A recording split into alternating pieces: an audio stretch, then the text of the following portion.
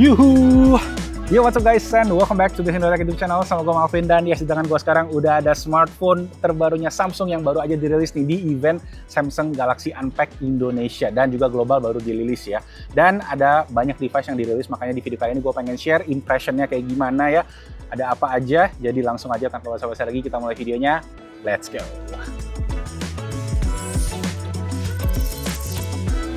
Oke, jadi bulan Juli 2025 Samsung ngadain event Unpacked lagi, yang mana di sini ada beberapa device yang dirilis ya. Pertama pastinya Samsung Galaxy Z Fold 7 yang gue pegang sekarang. Kemudian juga udah ada Z Flip 7 ya, HP flip kecilnya, HP lipat kecilnya Samsung, dan ada Samsung Galaxy Watch 8 yang mana itu ada beberapa seri di Watch 8, ada Watch 8 biasa dan Watch 8 Classic. Nah, gue pengen langsung aja bahas si Samsung Galaxy Z Fold 7 dulu, karena ini yang gue udah pegang kurang lebih sejaman terakhir. Ada beberapa impresi yang gue pengen share ke kalian.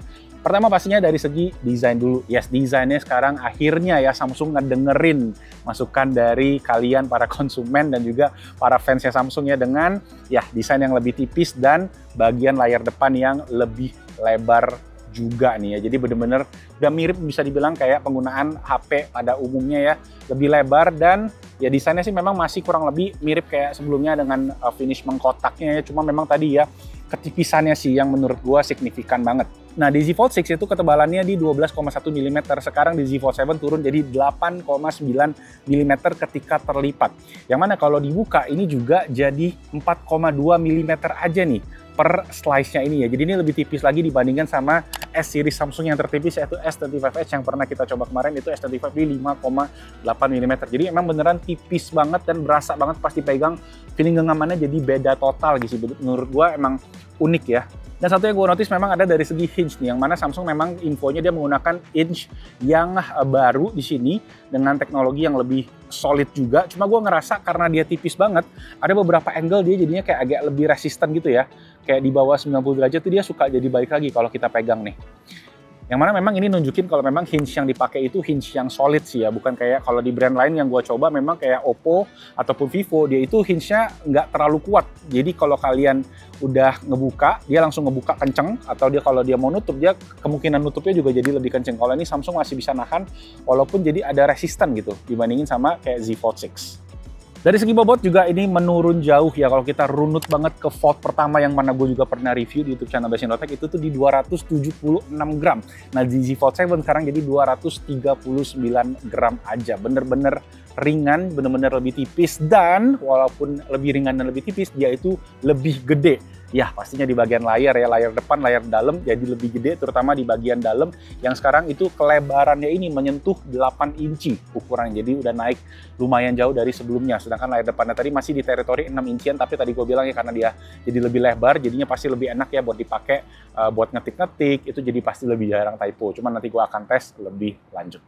Lanjut dari segi performance sendiri, ya Samsung di lini tahun 2025-nya untuk flagship seriesnya semua udah pakai Snapdragon 8 Elite, kecuali nanti yang habis ini kita bahas ya. Yes, jadi Samsung menggunakan 8 Elite for Galaxy yang mana 3 nanometer, secara prosesor, secara chipset udah nggak usah diragukan lagi ya, kecepatannya, performance-nya oke banget. Nah untuk RAM-nya memang ada sedikit adjustment, yang mana versi storage 256 dan 512 itu dia pakai yang 12 GB RAM-nya, tapi untuk versi yang 1 TB dia itu naik jadi 16 GB untuk RAM yang spesial ya, untuk versi yang 1 TB storage aja. Nah di bagian performance memang kita ngomongin baterai juga. Nah baterainya sayangnya sih, ini yang gue sedikit sayangkan, baterai masih kurang lebih sama ya, yaitu di 4400 mAh, jadi kapasitasnya sama. Mungkin memang gue curiga karena dia nipisin nih ya, karena dia nipisin dia nggak bisa terlalu nambah kapasitas dari sebelumnya yang memang sebenarnya tebel kan aslinya kan. Jadi mungkin Samsung ada sedikit improvement, walaupun balik lagi ini bukan baterai silikon karbon ya, seperti yang dipakai di brand-brand lain, brand-brand kayak Oppo gitu terutama ya, yang udah lebih gede bisa kapasitasnya. Jadi dia tetap sama di 4400 mAh. Nah untuk chargingnya sendiri masih kurang lebih sama ya, di 25 watt support fast charging, dan untuk wirelessnya juga sama, wireless charging sama reverse wireless charging. Oke lanjut ke bagian kamera, yang mana ini paling excited menurut gua, karena ya akhirnya Samsung ngedengerin juga dan ngasih upgrade yang signifikan di bagian kameranya, terutama di kamera utama yang mana sekarang menggunakan sensor resolusinya 200 megapiksel, yang mana itu sama dengan S25 Ultra.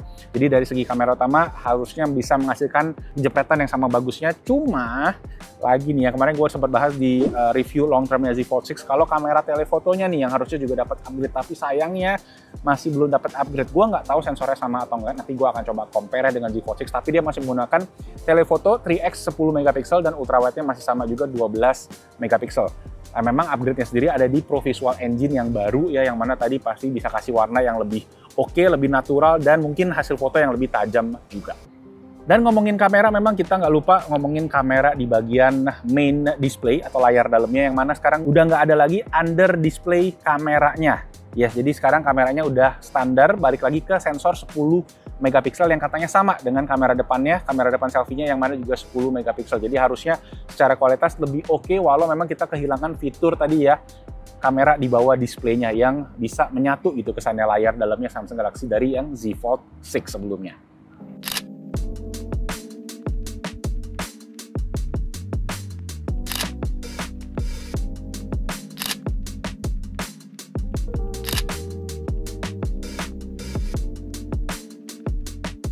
Nah, kalau ngomongin sektor video sendiri, ada peningkatan satu aspek yaitu di bagian lock video, di mana sekarang di Z Fold 7 ini udah bisa lock video di kamera depan maupun kamera belakang. Jadi semuanya bisa dipakai untuk bikin konten dan bisa nyamain warna lah istilahnya ya. Itu fungsi dari lock. Selain itu juga lock sendiri bisa ngasih dynamic range yang paling luas ya di antara kalau kita pakai mode biasa. Jadi kita bisa color gradingnya lebih maksimal antara shadow ke highlightnya. Mungkin kepake buat kalian yang konten kreator kayak gua.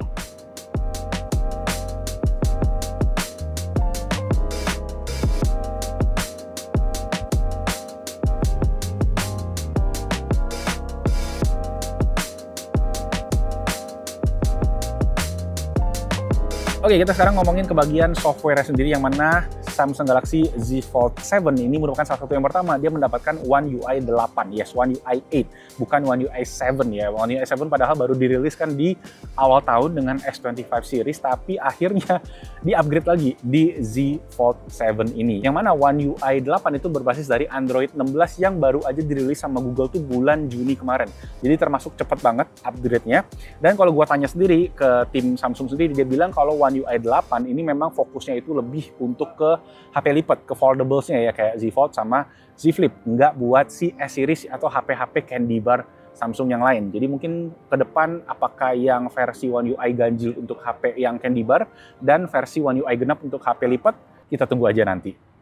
Untuk urusan software update, as usual Samsung bisa ngasih yang bisa dibilang paling panjangnya 7 tahun untuk software update dan 7 tahun untuk security update. Dan ngomongin One UI pastinya sekarang melekat juga dengan si AI-nya Samsung, yaitu Galaxy AI, yang mana di Z Fold ini ada sedikit peningkatan ya, ada sedikit refinement lah bisa dibilang. Kayak misalnya untuk editing foto, dia itu foto assist-nya kalian bisa kayak compare side by side antara yang diedit sama yang belum diedit, jadi sebelahan langsung. Karena tadi kan layar dalamnya yang lebih lebar, ini memungkinkan untuk fitur itu dipakai. Selain itu juga di sektor video, dia itu ada enhancement untuk audio eraser, di mana kita bisa langsung preview langsung gitu ya setelah kita rekam video untuk audio erasernya. Walau memang kita tetap mesti nge-save ya, jadi preview itu cuma kayak preview doang untuk audio erasernya. Kemudian untuk fitur Now Bar sama Now Brief, ya sekarang juga udah ada di varian Fold dan juga Flip nantian, dan di Flip lebih menarik sih, nanti kita coba lihat. Dan terakhir pastinya ngomongin AI ya, Samsung merupakan salah satu yang utama, yang pertama yang ngasih multimodal AI. Jadi ada Gemini juga ya, yang bisa dipakai Gemini Live, Gemini AI sendiri untuk cover istilahnya fitur-fitur yang mungkin nggak ada di Galaxy AI. Oke, selain itu untuk urusan fitur-fitur sendiri kurang lebih sebenarnya mirip kayak Z Fold 6 ya, ada IP ratingnya IP47, jadi IP rating secara kerapatan itu udah aman buat debu, air juga kena percikan juga masih aman. Fitur DeX juga masih ada pastinya ya. Dan yang menarik sebenarnya ini yaitu fitur S Pen, di mana S Pen sekarang udah nggak disupport secara resmi oleh Samsung ya. Kalau tadi Z Flip 6 kan dia ada casing yang mana ada S Pen-nya. Kalau sekarang di Z Fold 7 itu udah nggak ada lagi. Tapi kalau kalian yang pengen S Pen buat si Z Fold 7, gue ada aksesoris menarik yaitu case dari Nilkit. Nah, jadi kalau kalian pengen stylus buat Samsung Galaxy Z Fold 7 kalian bisa cobain nih case-nya Nilkin, yang mana ada 3 model sekarang. Kita mulai dari yang pertama adalah Auge Leather. Ini case kulit ya, yang mana bisa sekalian jadi covernya juga di bagian luarnya. Solid banget dan ada 2 warna, warna coklat dan warna hitam.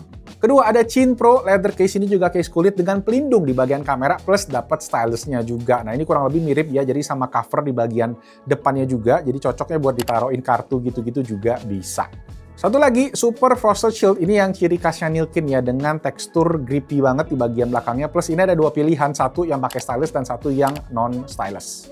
Jadi buat kalian yang pengen S Pen di Samsung Galaxy Z Fold 7 kalian, make sure bisa cekin aja langsung case Nilkin. Nanti gue taruh link langsung di kolom deskripsi di bawah.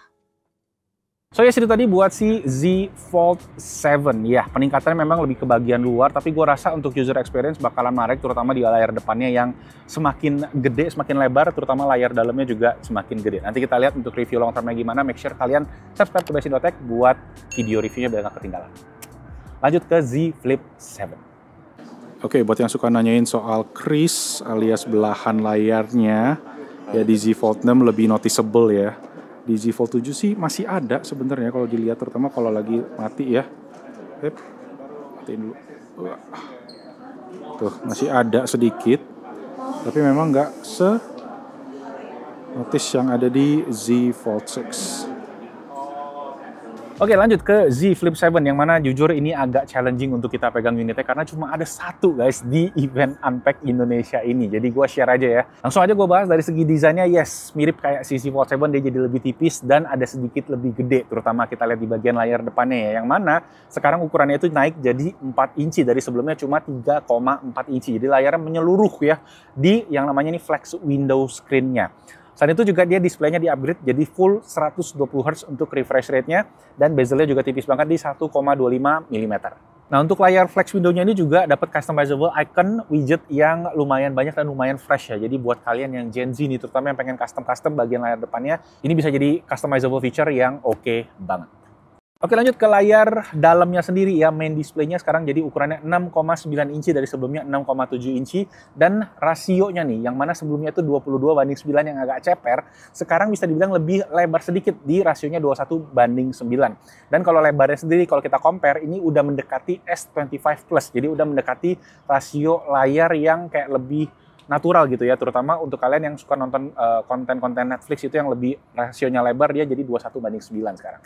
Oke, kita ngomongin bagian performance, di mana specs dari si Z Flip 7 seperti yang gue bilang tadi pas gue bahas performance Z Fold 7 ya, ada sedikit perubahan, yaitu sekarang chipsetnya di seluruh dunia untuk Z Flip 7 itu menggunakan chipset Exynos lagi, yaitu Exynos 2500, yang mana dia fabrikasinya 3 nanometer. Dan ketika kita tanyain ke tim Samsung kenapa pakai Exynos lagi, mereka bilang kayak gini, karena di Flip sendiri kan memang dia bukan yang tipikal buat power user banget, jadi mereka mengutamakan lebih ke efisiensi daya, tapi performance-nya juga tetap maksimal. Katanya peningkatan dari Snapdragon 8 Gen 3 itu sekitar 26% ya untuk performance-nya, jadi ada peningkatan memang walau nggak sesignifikan mungkin dari Snapdragon 8 Gen 3 ke Snapdragon 8 Elite. Dan mengingat memang tadi bentuknya yang tipis ya, gua rasa memang ini salah satu langkah yang bisa kita consider oke, karena gue ngelihat juga kalau gue sebagai pengguna Z Flip 6, gue pengennya memang HP-nya yang lebih adem ya, karena kan kalau performance kenceng kan HP akan jadi lebih panas, dan pastinya baterai lebih awet, karena baterai juga memang nggak gede-gede banget, walaupun kalau kita cek dari segi baterai, ini ada peningkatan juga, yaitu baterainya jadi 4300 mAh, yang naik 300 mAh dari Z Flip 6. Gitu, dan naik 600 mAh dari waktu itu 3700 mAh di Z Flip 5. Jadi peningkatan terus, walau gue bingung kenapa di Z Fold 7 dia nggak bisa ngasih peningkatan gitu kan, padahal kan Z Flip 6 juga lebih tipis gitu. Untuk urusan charging masih kurang lebih sama juga, 25 watt super fast charging, dan juga ada wireless charging ya, sama reverse wireless charging juga. Lanjut ke bagian kamera, nah ini juga sebenarnya nggak terlalu ada peningkatan, jadi kurang lebih sama kayak sebelumnya ya, sensor utama 50 megapiksel dan ultra wide 12 megapiksel, jadi cuma 2 kamera aja untuk kamera belakang, dan ada selfie kamera 10 megapiksel. Nah, yang menarik memang adalah di bagian softwarenya, di mana karena sekarang layar depannya itu full ya, si flex window-nya, dia itu ada animasi-animasi unik. Kayak kalau kalian hidupin kamera, dia itu kayak ada indikatornya ya di bagian kamera, kayak ada animasinya kayak gitu, dan dia bisa indikasi 3 warna ya, putih untuk foto, kuning untuk low light, dan merah untuk kalau kalian lagi hidupin mode video. Jadi kayak dapat indikatornya di sana. Lanjut ke bagian software, sama kayak si Z Fold 7, di Z Flip 7 juga pakai One UI 8 berbasis Android 16. Yang mana di sini Samsung fokusnya itu adalah tagline-nya Perfect Pocket AI. Yang mana Samsung ngasih tagline-nya itu adalah Pocket Perfect AI. Kenapa kayak gitu? Karena di posisi terlipat kita itu udah bisa koneksi ke Gemini. Untuk kita nanya-nanya, untuk kita ngobrol via Gemini Live. Jadi lumayan istilahnya tuh apa ya, kayak versatile kali ya. Kita nggak harus buka ke layar dalam dulu untuk aktifin Gemini segala macam. Kita bisa langsung dari depan aja, bisa via voice comment, atau kalian bisa langsung ngobrol sama Gemini Live kalau kalian pengen. Dan satu lagi yang menarik di bagian softwarenya adalah ya penggunaan Now Brief sama Now Bar, yang mana tadi gue bilang unik ya, karena dia nyambung gitu sama bagian kameranya, terutama di layar flex window depannya ya. Jadi dia kayak satu desainnya secara desain lebih koheren, kohesif gitu ya, nyambung jadinya dan nggak kosong gitu di bagian samping kiri kameranya. Jadi elemen yang saling mengkomplement dan gue rasa ini menarik untuk dicoba. Cuma sayangnya balik lagi gue bilang unitnya cuma satu guys waktu buat acara, jadi gue nggak bisa explore lebih banyak. Oke, kita masuk ke item wearables yang mana dirilis juga di event kali ini. Ada Watch 8 dan juga Watch 8 Classic. Gua sangat tertarik sama Watch 8 Classic ya, jadi gua bahas Watch 8 Classic dulu aja ya. Sebenarnya secara desain overall ada perbedaan ya. Pertama dari segi yang klasik itu ada rotary bezelnya, jadi sesuai dengan tema-tema klasiknya selalu ada rotating bezelnya. Kalau yang versi Watch 8 itu juga agak bentuknya tuh kayak sebenarnya mirip sama Watch Ultra, jadi mengkotak tapi agak bulat, atau bahasa kerennya tuh spherical kali ya. Gitu. Jadi secara desain dia ada perubahan kayak gitu, dan sekarang juga perubahan yang lain yang gue sebenarnya agak sedih adalah penggunaan dynamic lock system, alias dia itu strapnya sekarang menggunakan sistem baru karena dia ingin nge-support katanya comfort yang lebih oke, makanya sekarang sistem daripada si strapnya semua diganti ke versi yang dynamic lock system. Ini agak disayangkan sebenarnya, karena kalau kita ngomongin Apple Watch sendiri, dari Apple Watch yang biasa sampai ke generasi-generasi berikutnya sampai ke Ultra, strapnya masih sama. Kenapa Samsung ini kayaknya udah kali yang ketiga kayaknya dia ganti ya dari yang sebelumnya. Karena seingat gue kalau nggak salah Watch 6 itu udah ganti sistemnya, Watch 8 dia ganti lagi. Gimana menurut kalian? Dari segi spesifikasi sendiri ini kurang lebih sama, dia menggunakan 3 nanometer untuk dari segi chipsetnya, tapi memang sensornya katanya baru, dia ada Bioactive Sensor Gen 2 dan layarnya juga 50% lebih terang dibandingin sebelumnya. Ada fitur dual GPS dan dia juga udah pakai fast charging untuk baterainya. Nah, untuk urusan fitur, nah ini yang menarik karena ada 3 fitur baru yang dimasukin di Watch 8 series. Yang pertama adalah Running Coach, dimana sekarang menggunakan AI, dia itu bisa kayak ngeset kalau kalian yang suka lari kan, ada level 4, ada level 5-nya yang tadi dijelasin kalau kalian misalnya pace-nya itu misalnya untuk 10 km di bawah 1 jam, itu kalian udah bisa level 5, atau bisa kelas yang marathon runner itu ada level yang masing-masing, jadi bisa di coach dari sana kayak tipe latihannya kayak gimana, pace-nya gimana biar bisa naik, dan berbagai macamnya lah. Itu ada juga di aplikasi Galaxy Health. Kalau kalian pengen cek ya Samsung Health, itu bisa dicek, udah ada update-nya sebenarnya waktu gue lihat. Cuma memang bisa dipakainya cuma di Galaxy Watch 8. Fitur lainnya ada vascular load, atau bisa dibilang kayak beban untuk jantung kita kali ya bisa dibilang. Jadi di sana dia bisa ada matrix baru, dimana dia bisa ngeliat nih ada indikator kalau kita itu bebannya terlalu berat untuk jantung atau jantung kita fully fit. Mungkin kalau kita lihat di device-device wearable lain ini kayak heart rate variable, dimana kita bisa ngeliat nih heart rate kita itu tergolong tinggi nggak waktu kita istirahat gitu ya, dimana itu menentukan kalau jantung kita tuh kerja keras nggak untuk memompa darah kita.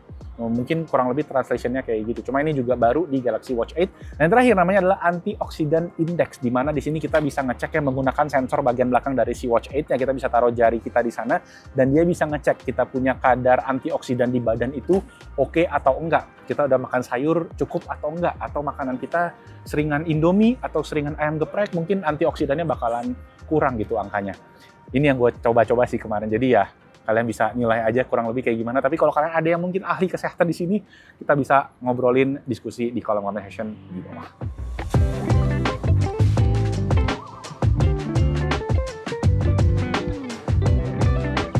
Oke, terakhir kita ngomongin harga. Yes, karena udah makin panas, kita langsung aja masuk. Karena harganya juga cukup panas ya. Untuk Z Fold 7 ini ada sedikit peningkatan ya. Jadi harganya sendiri kalau kita lihat dari yang varian 12256 itu naik sekitar 2 juta rupiah dari yang tahun lalu, dari Z Fold 6. Dan untuk varian yang 512 sampai yang 1 tera itu naik sekitar 3 juta rupiah. Ya kalian bisa lihat harganya di sini. Sedangkan untuk Z Flip 7 sendiri ini naiknya sekitar 500.000 rupiah aja, jadi naik sedikit. Baik lagi again faktor dolar mungkin, faktor tarif mungkin. Gua nggak tahu apa, tapi ya kalian bisa nilai karena ada promo. Tapi tenang dulu, ada promo. Nanti kita bahas setelah gue bahas untuk harga dari yang Watch 8 series. Nah untuk Watch 8 sendiri itu harganya starting dari 5.499 juta untuk yang varian standar, dan untuk yang varian klasik itu di 699 juta rupiah. Dan ya tadi untuk promo, kalau kalian ikut pre-order ya selama Samsung Galaxy Unpacked period ini, tanggalnya gue taruh aja, promonya lumayan banyak ya. Satu, proteksi up to 3 tahun, yaitu tergantung dari tipe apa yang kalian beli. Dan yang kedua, ini adalah pre-order promo yang menurut gue lumayan menarik karena bonusnya itu bisa sampai 8,7 juta rupiah. Itu terdiri dari apa? Satu adalah memory upgrade yang tadi mana memorinya itu kalau kalian naikin dari 256 ke 512 yang Z Fold 7 itu kan 3 juta ya kurang lebih ya. Kemudian ada bank cashback up to 3 juta juga, ada trade-in cashback up to 1,5 juta dan purchase with purchase senilai 700.000 rupiah. Makanya tadi totalnya di 8,7 juta untuk promo pre-ordernya. Oke, guys, paling itu aja buat event Samsung Unpacked yang Z Fold 7, Flip 7, dan Galaxy Watch 8. Gimana pendapat kalian soal upgrade-nya? Apakah sesuai sama ekspektasi kalian? Apakah kalian ngerasa yang lain lebih oke? Kita langsung aja share di kolom comment section, kita diskusi di sana. Dan pastinya gue akan coba review lebih detail soal Fold dan juga Flip nanti di YouTube channel Bastion.tech. So ditunggu ya, jangan lupa subscribe dan hidupin notifikasinya. Itu aja guys, thank you semua yang udah nonton. Nama gue Malvin, I'll see you guys on the next video. Ciao! Sama bajunya ya, udah dipesenin pakai baju biru tua.